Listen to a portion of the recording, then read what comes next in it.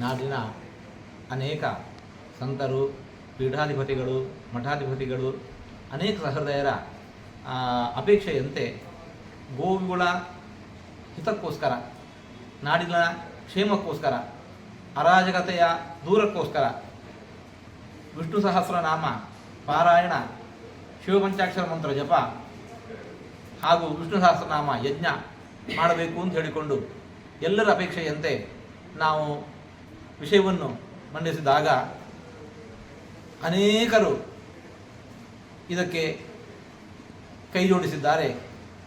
ಸುಮಾರು 620 ಮನೆಗಳಲ್ಲಿ ಸಾಮೂಹಿಕ ಅಭಿಯಾನ, ಭಾನುವಾರದ ಅಭಿಯಾನದಲ್ಲಿ 117 ಕಡೆಗಳಲ್ಲಿ ನಡೆದಿದೆ. ಅಸಂಖ್ಯಾತ ಮನೆಗಳಲ್ಲಿ ವೈಯಕ್ತಿಕ ಅನುಷ್ಠಾನ ನಡೆದಿದೆ. ಈ ಮೂಲಕ ಲಕ್ಷಾಂತರ ಸಂಖ್ಯೆಯಲ್ಲಿ ವಿಷ್ಣು ಸಹಸ್ರನಾಮ ಶಿವಪಂಚಾಕ್ಷರ ಜಪಾನುಷ್ಠಾನ ನಡೆದಿರುವುದು ಅತೀವ ಸಂತಸದ ವಿಚಾರವಾಗಿದೆ.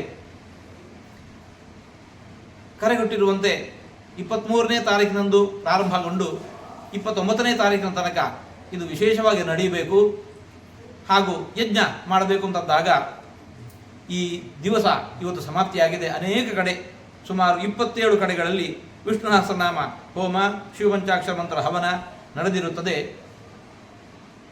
ಸಂತಸದ ವಿಚಾರ ಅಂತಂದರೆ ಇದನ್ನು ಇಲ್ಲಿಗೆ ನಿಲ್ಲಿಸದೆ ಅನೇಕ ಕಡೆ ಈ ಜಪಾನುಷ್ಠಾನವನ್ನು, ವಿಷ್ಣು ಪಾರಾಯಣವನ್ನು ಇನ್ನೂ ಮುಂದುವರಿಸ್ತಾ ಇದ್ದಾರೆ.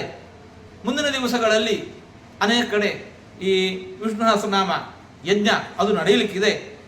ಈ ಕಾರ್ಯ ಹೀಗೆ ಯಶಸ್ವಿಯಾಗಿ ನಡೆಯುವುದರಲ್ಲಿ ಎಲ್ಲ ಪೀಠಾಧಿಪತಿಗಳು, ಮಠಾಧಿಪತಿಗಳು, ಸಂತರು ಇವರೆಲ್ಲರ ನಾಡಿನ ಎಲ್ಲ